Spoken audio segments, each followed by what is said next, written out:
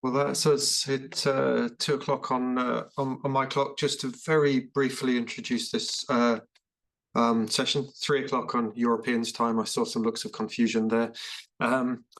This is the Biodiversity Genomics Europe session, which is being co-chaired by myself and Camilla Mazzoni. And it's really going to fall into three main blocks. Introduction to Biodiversity Genomics Europe by Dimitris Kurias, and then discussion on the DNA barcoding stream by a bunch of folk from the barcoding stream, and likewise for the genome sequencing stream, and then questions at the end. So with no further ado, Dimitris, you have the floor, and I will advance the slides. Thank you very much, Pete. Thanks for the opportunity. So let's go to the slide deck. Well, that's a quite striking picture, I guess, but with whatever picture you would like, or you would choose to replace this one, it doesn't change the striking fact, the very painful fact behind it, and that is that we are losing species at an unprecedented rate. And life on this planet is actually on a crisis, and as many global crises, the biodiversity crisis isn't actually equally in its impact. The most vulnerable communities feel the effects the hardest, and those whose livelihoods directly depend on local ecosystem services even more. Next slide. So we know that the planet's genetic diversity is under severe threat, and we as the scientific community, I think we are all co-responsible for responding not only in scope but also in time. And our commitment to society has never been more critical, actually, as the community of biodiversity scientists. Thankfully, next slide, our nations have set, I think, a quite ambitious plan. We're having this meeting now as some of us are sitting in the COP16 meeting in Colombia. And they have set an ambitious plan to halt biodiversity decline. And these goals include setting targets that require consistent and reliable data on biodiversity health, on trends, and of course on the causes of loss. So question is, how can we really measure what we already do not know? And after, next slide, please, 400 years of systematic study across vast areas of the Earth, the genetic resources of our planet are still, I think we all agree, are still unexplored. How can we create really a robust discovery, description, and monitor mechanism if there's still so much unknown? Next slide. So the question, I guess, isn't just on what we need to accomplish together. I think that's very clear to all of us. The question is, can we really achieve it on time? And I think we shouldn't fool ourselves. This is not a marathon. This is a fact in a race against time. Thankfully, I think technology, policy, and knowledge production are today much higher than ever before in the past, and technology isn't actually the limiting factor for all of that. It is our ability to unite efforts, to coordinate our investments, to connect the data, to deliver actionable insights on species discovery and species interactions, and of course our ecosystem dynamics. So this is the fundamental scientific and organizational premise that the Biodiversity Genomics Europe project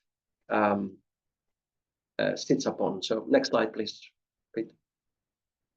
Biodiversity Genomics Europe is a project that has started a couple of years ago, and for the first time is bringing together two parallel and equally important initiatives at the global, but also their counterpart initiatives in Europe, iBOL Europe and ERGA, as the European counterparts of the iBOL and Earth Biogenome Project global mission initiatives.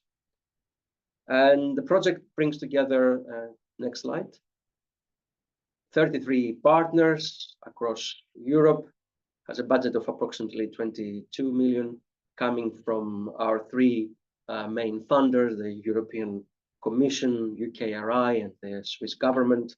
But apart from the large list of beneficiaries that cover almost the entire continent, I have to say that BG as a project is bringing together a way higher number of partners through the networks that iBOL Europe and ERGA represent. We're talking about hundreds of organizations that are connected in one way or another to the project through the two networks. And in fact, they become also, to one extent, beneficiaries of the knowledge output of the project itself. Next slide. And I would argue that persistent to the thoughts and I explained above, BG project comes in with a dual mission.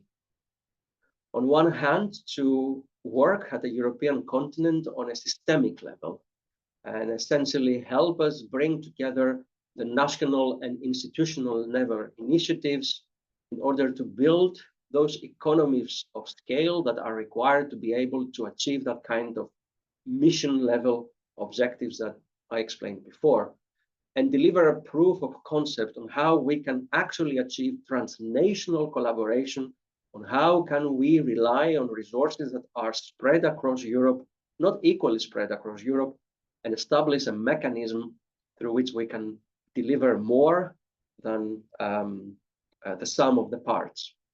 And on the other hand, it has an equally important scientific mission to showcase how barcoding and whole genome can together work in harmony to be able to address some of the key scientific questions that we might have as research community at the European continent. So essentially, we're breaking the project into, to do these two mission, to reach these two mission objectives, we're breaking the project into three pillars of work. One is the capacity on how we establish actually that kind of capability and how we can work towards strengthening that capability at the national level to be able to achieve this kind of connectivity of data and resources, knowledge. The other is to showcase how that transnational collaboration really produces data, produces content. And the third one is to demonstrate how all the previous work is actually useful and impactful for specific applications on biodiversity management and on biodiversity protection. And based on that, thank you, Pete, we brought together a project that, apart from the complexity that you see here in the terms of the work packages, what I would like to highlight is the very logical flow. If you start with the pillar approach from sampling to sequencing to data and applications, you will see that work packages in the project really operate interdependent to each other to develop and deliver impact at the end. So you have the sampling, the sequencing, the data, of course, and the application. And we're doing this across three major streams of work. One is connected solely to the barcoding activities, the other on the full genome approach, and a third pillar, which is stream, which is here represented by single work package, a very large work package, nevertheless, that really is focusing on the interfaces, the technical interfaces, the knowledge interfaces, but also the community interfaces between those two other streams. And what you see on the left-hand side on this slide, on the vertical, you will see that there is, of course, a lot of questions about how we do this in the context of a very complicated policy landscape that includes ABS and DSI, how we go about working transnationally within the European context, respecting at the same time the issues and the obligations of our countries deriving of Nagoya, but also other topics. And of course, that you see at the bottom, how we do this with the rest of the community, how we enable the rest of the community who are not members of the project itself to partake into the benefits, into the project itself through allocating some of the work and inviting them to be part of the work through a series of subcontracting calls. That includes also citizen science approaches and citizen science projects. Next slide, please. The project is way beyond the 50% at this point of its implementation, but this is a milestone halfway in the project.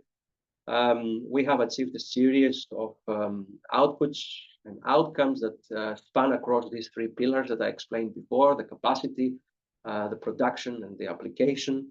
And you will see here as an indication a series of citizen science projects that have been already implemented in the context of the capacity building, but also how we helped some of our national nodes to develop national level capacity within both the iBOL and the ERGA European context.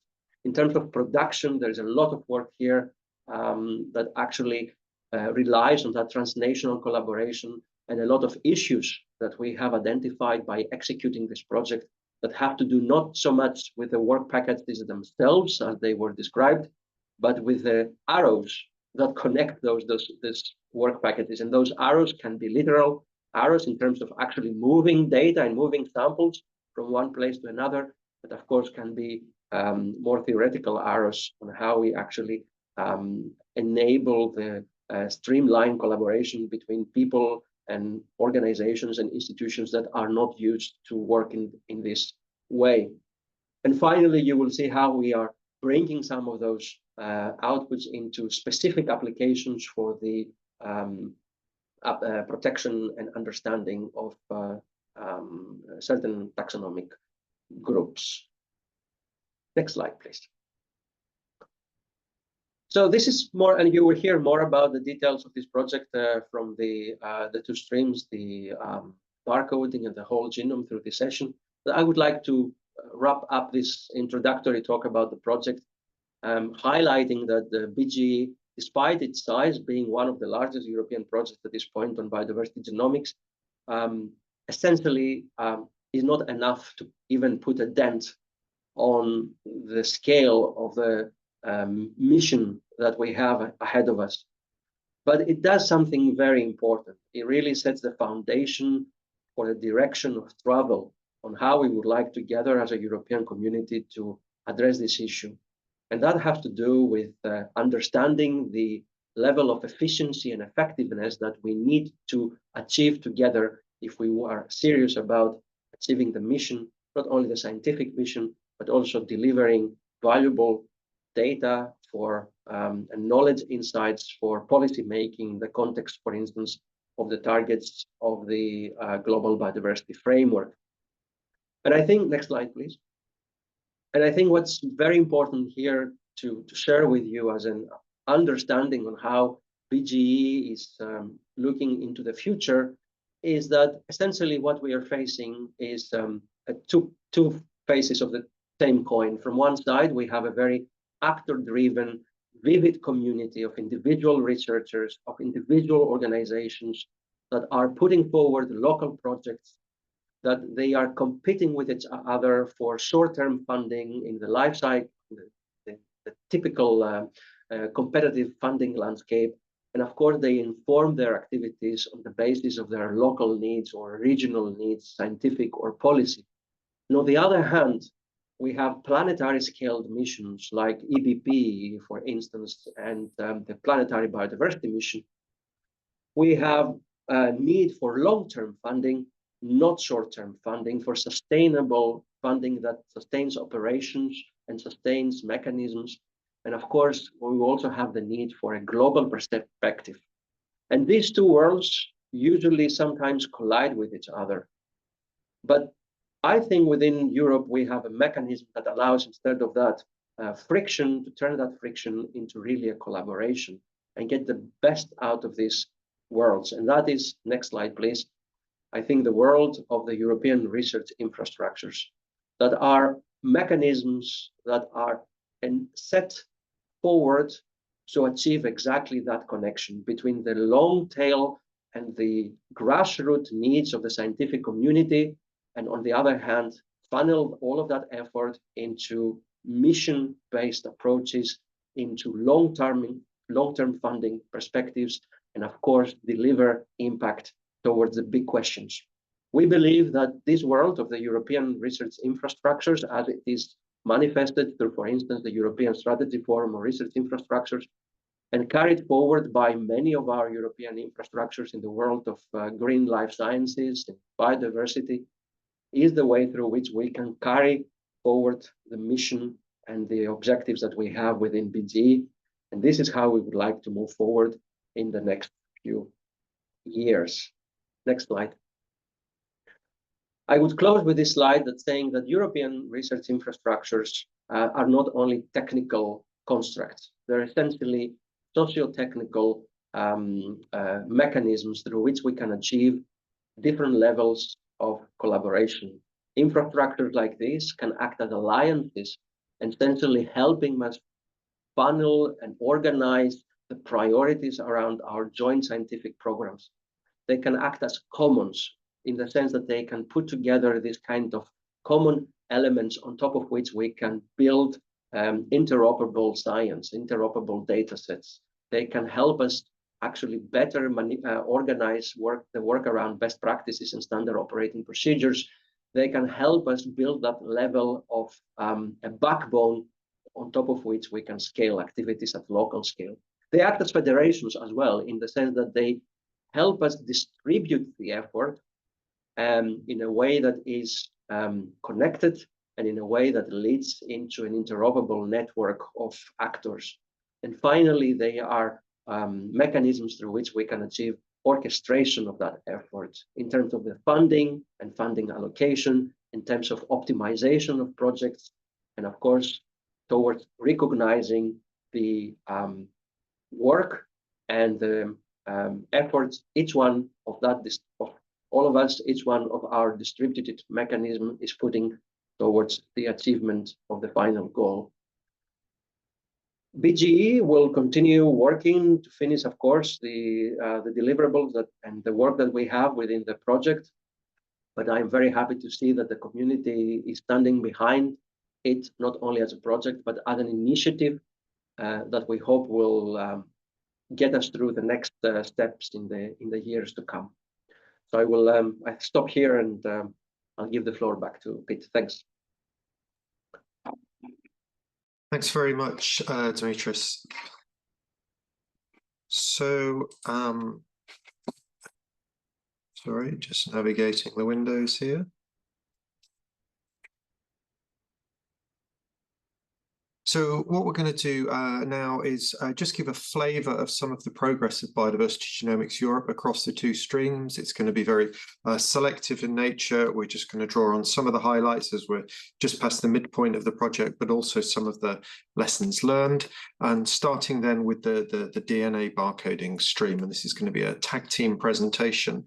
Just to orientate you again, this is a project that's set up around this kind of capacity side of things, so focusing on building networks at a European and national scale, and then building this flow of material from sampling through to sequencing, through to data, ultimately leading to applications. And we're just going to whiz through that logic flow. So starting with this capacity networks. And one of the first things we did for International Barcode of Life in Europe was ask a community, what actually did they want out of a national or European networks, fairly just to sort of get a clear understanding of what needs should be supported. And there's some couple of schematics here which catch the response of those surveys. But just to highlight in the red box there, the things that scored most highly was that a real need for coordination of the effort for building reference libraries, for ensuring that SOPs and workflows were shared, that there was support and collaboration among funding applications, and that there was support given for building infrastructure at a national level. So the iBOL Europe node was established, and one of the things it did was tackle this question about building infrastructure at a national level. And again, there was a survey undertaken there, asking people that had done this well, what made it work for them, and also speaking to people that were very early stages of building a national DNA barcoding nodes. Of course, in Europe, there are some really well-funded, highly successful nodes, such as Germany and Norway and Finland. And in many other cases, it's much more organic. And the general take-home message was that most nodes are organically initiated. Very few of them have full-time employees and are often informal, and most developed in the absence of funding, but the funding then followed on from the node being established. And perhaps one really interesting lesson learned from all of this is that this is a group of people who are very good at speaking to each other. But one thing we found is that almost nobody asked each other how they set up their national node. And that was a kind of great lesson learned, that this connected group of people, we just weren't asking and sharing that sort of information. And it's great in the Biodiversity Genomics Europe project to see trial approaches up and running and successful in driving the development of, for instance, the iBOL, the Polish barcode of life national node. That's now been formalized. It's part of the Polish GBIF node, and it's been officially recognized and in receipt of funding now from the Polish Ministry of Science and Higher Education. And in Greece, which was at a much earlier stage of the development of the National Biodiversity Node, it was fantastic to see just a few weeks ago in Thessaloniki, the launch of the Greek barcode of life node. So fantastic to see these national nodes develop. And more generally for iBOL Europe, any of you that weren't in the preceding session in BG24, there's just a link through to the iBOL Europe website, which is free for any individuals and institutions to join. And there are various activities like bi-monthly meetings, resources, and communications. So I'm now going to hand straight over to Torbjörn Ekrum, who's going to talk about the sampling in BGE. Thank you very much, Pete. Yes, the sampling in BGE, as you pointed out, is one of the starting points of the flow of samples through the many of the work packages in the project.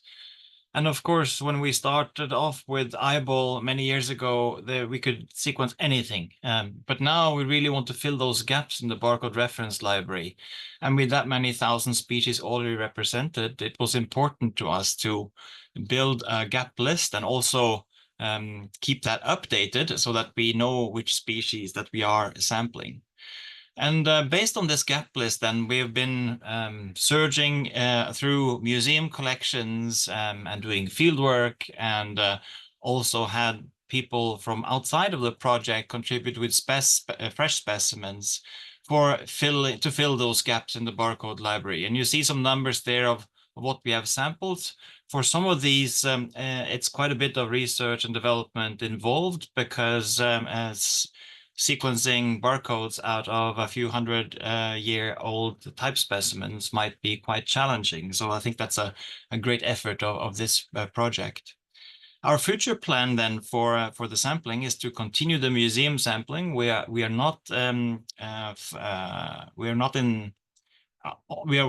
on the sprint finish line there now, but we still need to sample quite a few specimens. And we're going to finalize that what we've started on the terrestrial community and specimen sampling. And of course, continue with the publication of data sets, both in terms of new species discoveries, but also data set that summarize all of the efforts that have been done on the barcoding stream. Next, please. And so some of the expected results we've already actually seen. We have described new species to science, and we have described new species to regions, and entered many new barcodes to the reference library. We have distributed the gap list for beyond the project use, and we've also developed quite a few protocols, that standard operating protocols that are useful outside of the project. And we have also some lessons learned here that are been really important to us and that we would like to share. For instance, that citizen scientists can be extremely good contributors, but they are often interested if they are reached. But there is a considerable effort that also needs to be done to reach them. We have had some success with that. Shipping samples across borders can be really challenging, and it looks to be really random what actually passes through customs at some point. And all of our sample providers really would like to see results quickly. So to have samples moving through the stream quickly is an important lesson that we have learned. And of course, that taxonomic expertise is really crucial, and that all of this, both the identification and fieldwork costs, should really not be underestimated in a large undertaking like BGE. Thank you. Brilliant, thanks. So handing over to me, I'm Ben Price. I work at the Natural History Museum, and I'm the leader of Work Package 6 here in BGE. So in terms of our achievements, Torbjørn's talked a lot about samples and sample provision, which is fantastic. But our achievements to date are over 12,000 specimens have been sequenced, which is made up of about 7,000 museum samples and around about 5,000 freshly collected individual samples. And the previous session went into a little bit about how we do the genome skimming for museum samples. In terms of recovery and success, we've got about 80% successful recovery for fresh material. So that means the actual correct sequence has been amplified and it's gone through all of our QC metrics before it's been uploaded to BOLD. And then in terms of museum sampling, we got about 90% success in terms of generating something we can sequence. Some museum samples just are recalcitrant and don't want to be sequenced ever. Those about 70% of the museum samples turn into barcode sequences. We've got high throughput SOPs that have been in place for a few months, well, almost a year now. And in terms of the meta barcoding side of this project, we're also in the data production phase of that side of the project. We've done a lot of test sequencing, and now we're into the producing data at scale.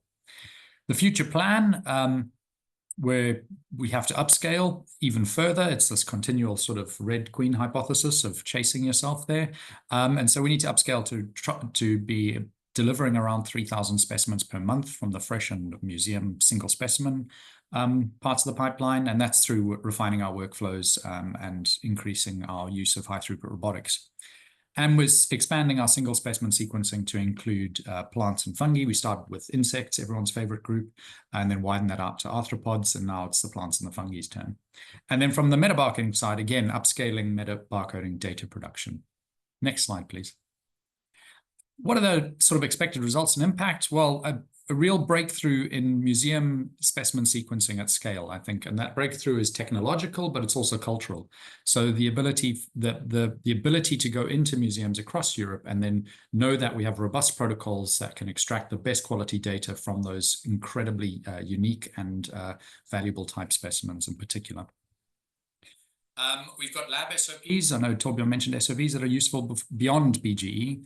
And in terms of the single specimen genome skimming, we have this gold mine of genomic data for each of these sort of up to 33,000 that we're going to be sequencing for future study. There have been several lessons learned to date. Upscaling these sorts of things is very hard. In particular, things like museum samples are very varied, and that when you're upscaling, you want standardized inputs, and it's very hard to get standardized inputs with museum samples. Upstream sample provision is critical, but also sequence feedback to those people doing the collecting is critical because that helps you get a good flow of samples. And it's difficult to predict success, as I said, and dedicated facilities are needed, even if that's like a subset of the lab area that is literally just for metabarcoding or for historical genomics.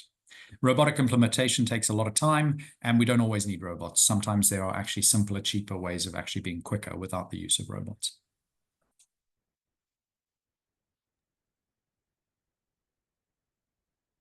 Thanks, Ben. And I'm just going to touch briefly here on the data and data infrastructure work package on behalf of Rutger Vos. And one of the great achievements generally in the iBOL landscape has been a new version of the Barcode of Life data systems, BOLD 5, led by Sajeevan Ratnasinjan from University of Guelph. That's just been released, and that's got all sorts of exciting new features in it, including making it easier to upload and curate data and bring data back out of BOLD. Barcode of Life data systems is mirrored in Europe as part of the BGE project, and a general aim has been to build the wider barcode data analysis landscape around the BOLD data system. And you can see on the slide there reference to a barcode validator designed to handle genome skim data, and some denoising pipelines that have been developed for handling meta barcoding data. And again, one of the headline lessons learned here, it's just a really analog and a very basic one. I've been amazed at how much business has been possible to be achieved online and electronic through such a large and distributed project.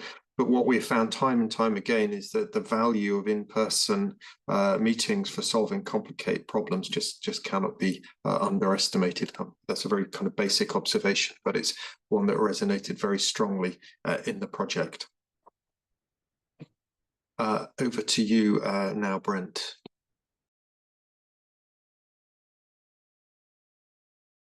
Okay, yeah, thank you, Pete. I'm Brent Emerson from the Spanish National Research Council based in Tenerife, and I'm leading work package 10, which is on barcoding applications. It has two tasks, reference library curation and biomonitoring interpretation application. So in terms of achievements, I spoke about this just before, but we now have a pipeline for automated creation of BOLD data, which is up and running.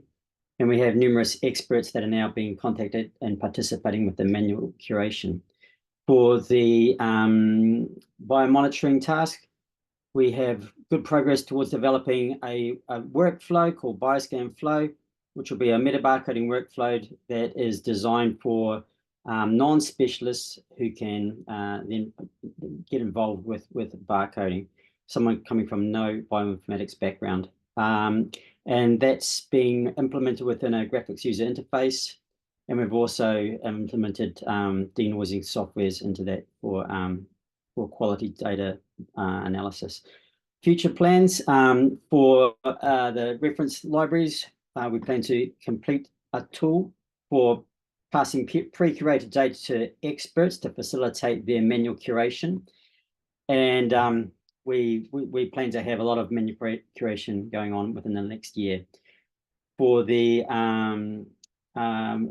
biomonitoring task, we will be fine-tuning the amplicon clustering to approximate species-like clusters, and we'll also be getting into the analysis of the meta-barcode data that is generated by the project itself.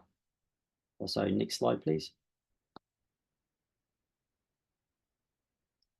Okay, in terms of expected results and impact, for the curation task, we'll have data sets with created records for European species, plus publication of these, including the details of the pipeline and manual curation. And this is going to facilitate biodiversity analysis with the DNA-based approaches. For biomonitoring, there'll be a software coming out through publication and a publicly available meta-barcode workflow guide, which I mentioned, Bioscan Flow. In terms of lessons learned within the project, well, for curation, I think what we thought was a relatively perhaps straightforward task in terms of what we thought our creative reference library should look like, turned out to be, when we got to the nuts and bolts of implementation, quite a lot more complicated than we first envisioned. That's not a negative, it's just a reality check that we faced, which is in the end of the day being quite helpful. And for the biomonitoring task, a lesson learned is that we can't rely on assumptions about data quality coming from meta-barcode reads. This needs to be quantitatively assessed to produce reliable workflows and ultimately, which is the most important, reliable inferences. Okay, thank you, Pete. That's I'll draw that to a close there. And now it's time to pass over to the genome sequencing stream. Thanks a lot, Brent. So we're going to be jumping to the genome stream of the BGE. I'm going to be presenting along with Rob Waterhouse and Claudio Cioffi. Next slide, please. Let me see if I can get something to show. No, I cannot point. Okay. So the genome string of BGE has 10 objectives. So they go, as you see here, there is only one that is generating reference genomes. And all the others, they connect to the community, to the broader ERGA community. First of all, the establishment of the ERGA community, of the ERGA as the EBP node in Europe, and all the organization that goes around that. Apart from this, a lot of resources that we are going to develop in terms of tools and workflows, also demonstrations of applications to species of conservation concern, applications to bioeconomy and health, and research and development on reference genome sequencing that is being made available, training and knowledge exchange, and a lot of resources made around that as well. And finally, a goal of connecting to citizen scientists and society in general. So next slide, please. The progress that we have been making in terms of genome production has been, let's say, more challenging than we have predicted at the end, and we had to learn a lot. Like the iBOL colleagues here, we had to learn many lessons in order to really streamline and start speeding up. But I'm really glad that finally we are at this stage where we are ready with 30% of our production. This is the information that you can see in the GOAT webpage, or Genome Zone 3, specifically for the BGE project. So the ERGA BGE, you can follow the general progress there. And earlier today in the ERGA stream, Tyler presented this tracking tool that we use within the BGE project, and where we can then follow every single species and in which state it is, and if there are issues, so if it's been sequenced, if it's been analyzed or assembled already. So we are now, we count our genomes in terms of gigabases genome span, and we have accumulated 260 gigabases of genomes already being sequenced or with the sequence finalized. As also earlier today, Astrid has shown a lot about the sampling approaches and developments that we have done. And one of the things that we decided to do in the project was to accumulate a number of samples that is going to be sort of a biobank of ERGA for the future, so that we can have backups. We can also give other opportunities for the samples to be sequenced already stored in a proper way for reference quality genome sequencing. So our goal is to reach around 450 gigabases of genome span, and we are accelerating and going towards that. And then, so when we talk about the genome string, yeah, please go to the next one. When we talk about the genome string and about ERGA, a lot of people think about production of reference genomes and what will these reference genomes do for us? What benefits can you have of sequencing one single reference genome from its species? And this is an exercise that I proposed to Claudia and Rob to do here today, because we are in the middle of COP. So this conference is happening in parallel to COP16 in Cali, Colombia. And a very important topic here is the benefit sharing. So what our actions, our production of DSI or digital sequence information and use of this information as well, what type of benefits does it bring to the community, scientific community, and to society? So here I'm going to focus, of course, on the scientific community mostly, touching very briefly on the society, but doing this exercise and what this project that is sequencing genomes can generate in terms of benefits. If you go to the next one, please. So there is the clear long-term benefits that will take a while, and that will come. Well, I mean, we all know that we will be able to make new discoveries. We will hopefully improve how we how we do conservation, how we manage populations and species. We're going to increase the knowledge in biodiversity, and over time, we will also expand infrastructure, as now Dimitri said in the first presentation from today, with the goals of having a distributed infrastructure across Europe. But this is going to come in the next few years.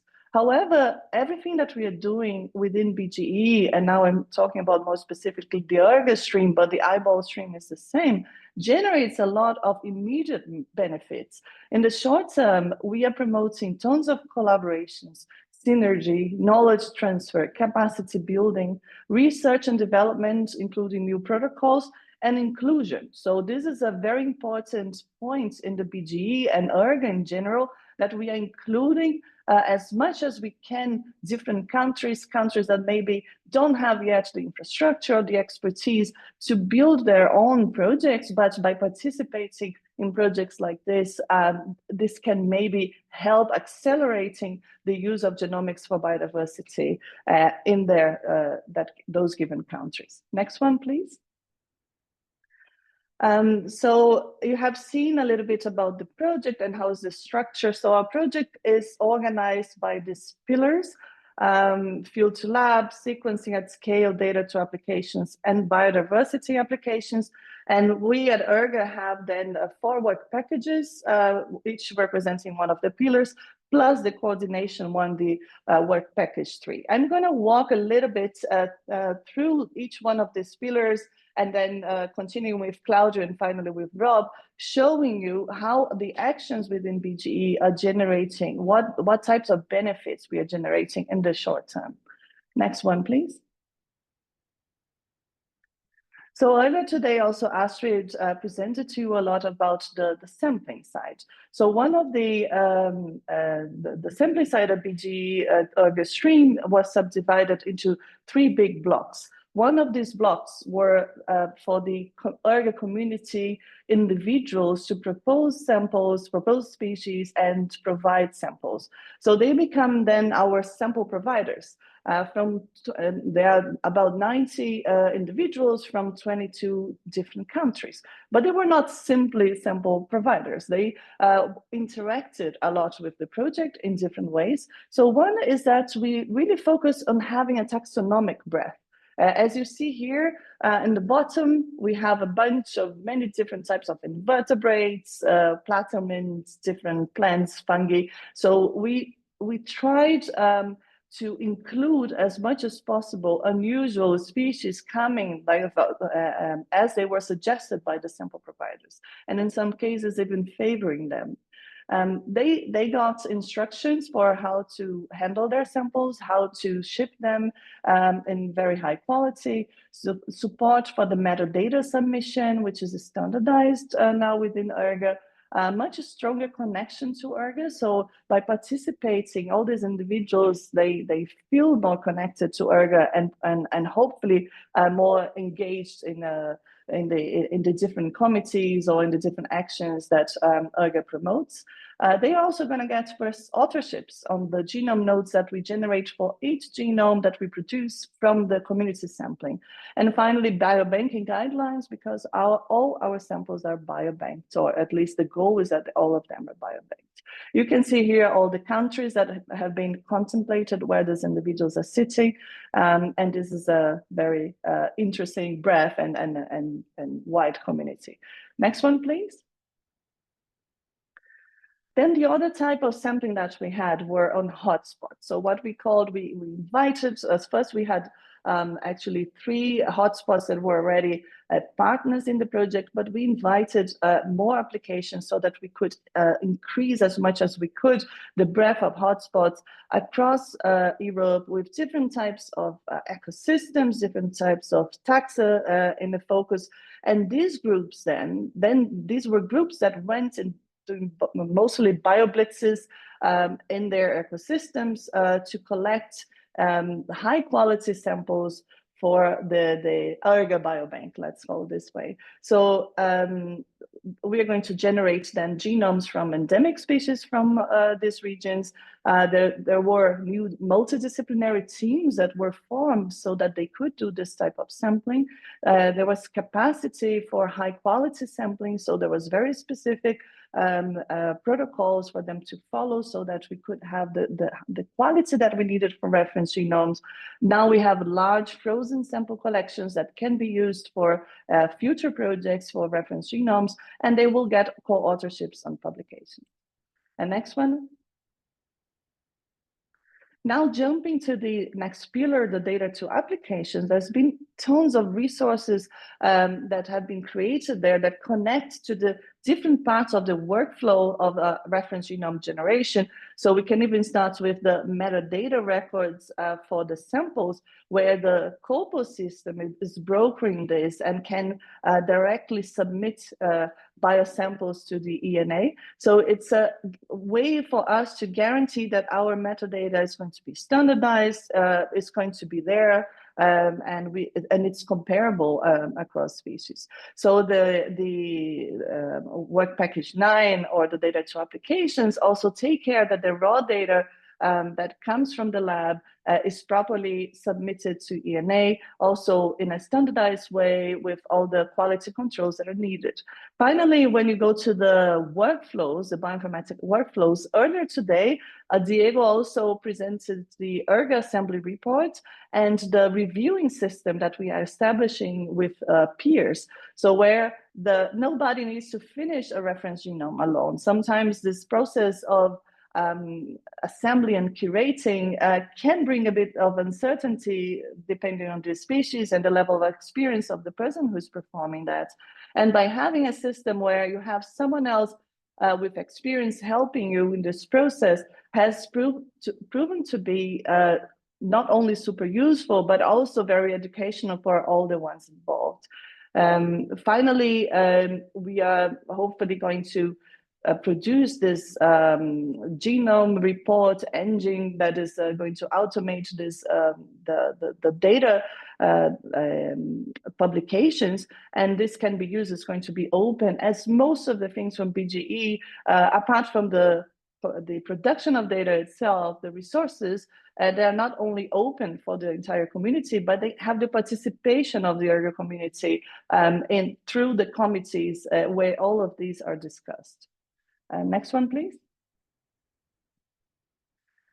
So I'm going to jump the sequencing pillar because Claudio is going to talk about this, but talking about the biodiversity applications, we managed to collect through different approaches. So partners within the project, subcontracting, a total of 29 case studies where different teams performing their research that are applied for certain type of question connected to conservation, health, or bioeconomy.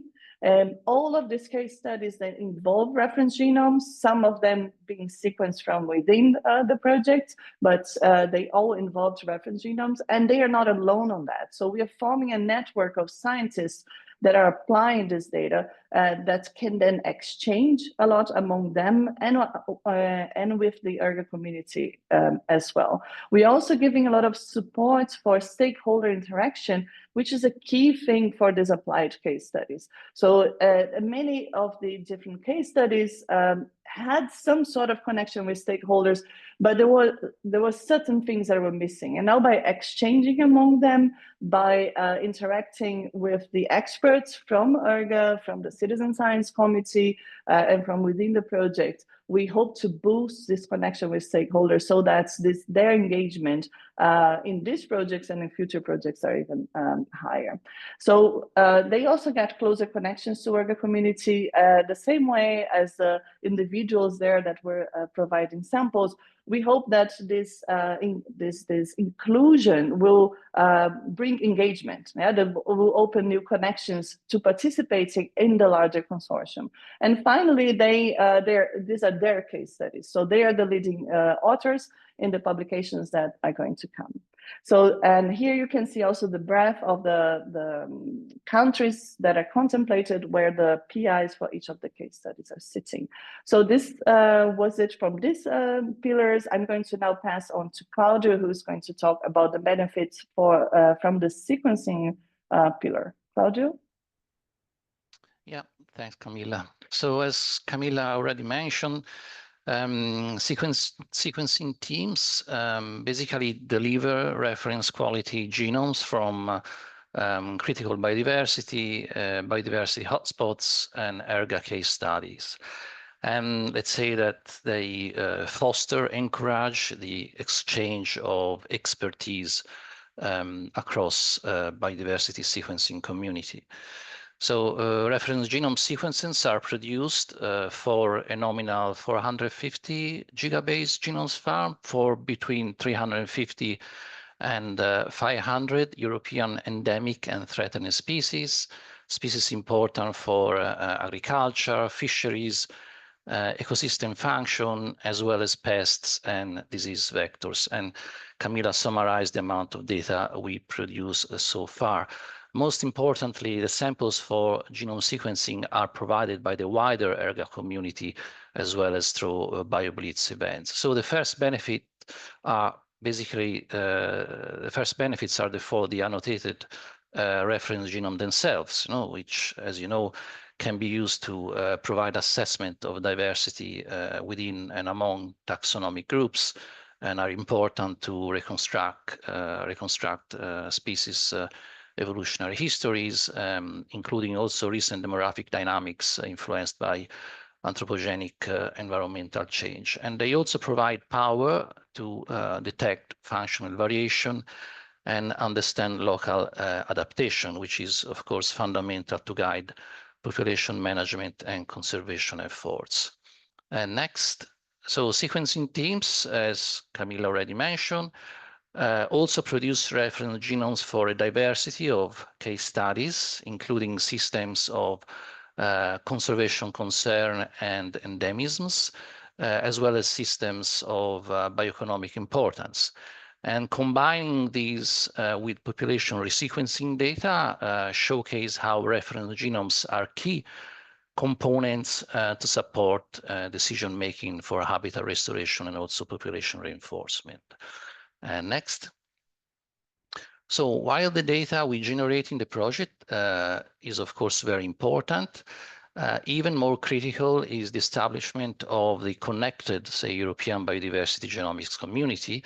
In the BG project, we made a calculated decision to invest in connecting people and establishing best practices for biodiversity genomics. The project, as you can see from this map, includes 7 main sequencing facilities from the UK, Sweden, France, Catalonia in Spain, Norway, and Italy, all with deep experience in genomic processes, but each with its own laboratory protocols. So we therefore developed a model to improve accessibility to skills and technologies on samples and data processing across sequencing facilities and the community participating in biodiversity genomic research.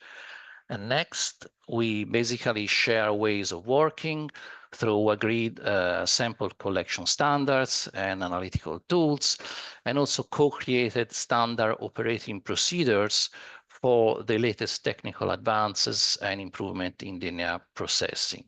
Sequencing teams, we collaborate basically to set up sequencing schemes involving long-read DNA sequencing, chromosome conformation capture techniques, as well as RNA sequencing to reach the ERGA genome coverage standards, which also are reflect the EBP standards. Training events are also organized for these to enhance, say, engagement with different laboratory protocols. And all these basically results in open publishing of standard operating procedures and protocols for all to benefit. And moreover, such a distributed approach addresses imbalances in access to technologies by opening up access to sequencing facilities, as well as building in-country capacity. And after this, I think I'll pass it on to Rob. Thanks very much, Claudio. In the brief minutes that we have left, I'll just very quickly highlight how the ERGA stream is supporting the wider ERGA community. And here you will have heard more in the earlier session this afternoon if you joined us for that. But the way ERGA is working in terms of driving progress is mainly through our committees that are taking care of each step along the genome generation workflow, where we have the fora to discuss the standards we would like to see and the practical steps, if you like, of how to achieve those standards. So it's really an open community forum where we can try to discuss where we want to be and how we want to get there. Next, please. And the practical support that's coming from the Biodiversity Genomics Europe project is, of course, in the form of all of our coordinators who are supporting the work of the ERGA committees and driving the discussions and actually turning some of those ideas into practical outputs that then can be used by the wider ERGA community. And I think a prime example of this is on the next slide, which is also something being produced by the BGE project, but with the idea of legacy in mind. So well beyond the duration of the Biodiversity Genomics Europe project, there should be tools and information available to the wider ERGA community. And this is in the form of the ERGA Knowledge Hub, which is really a kind of an open and global collection of educational resources in biodiversity genomics that is being curated by the ERGA community. And this involves training materials for all different stages of the genome generation workflow, including how to tackle ethical questions, data management issues, not just genome assembly and annotation. And so on the next slide, you can see some of the examples of that. For example, the annotation workshop or the quality control tool analysis, or the bioinformatics workshops hosted by lots of different associations that are connected to ERGA. And this is where we are collecting all of this information that can serve the wider ERGA community. And I think with that, I can bring it to a close and say thank you very much. Hopefully we have time for 1 or 2 questions. Pete.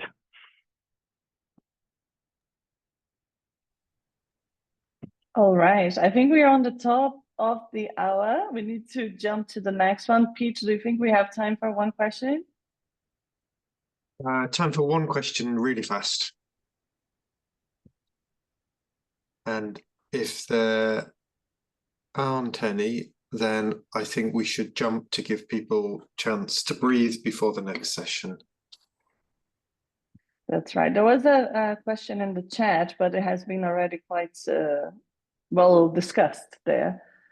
So this is about taxonomists and how to promote their engagement and more taxonomists and funding for them. So if you are interested, go to the chat to have a look on that. And I think we can close here, right? Up next, you guys are going to have the aquatic symbiosis genomics. The link is in the chat. And thank you very much for attending. Bye-bye. Thanks, everyone. Thanks, everyone. Thanks, Bye-bye. everyone. Bye-bye.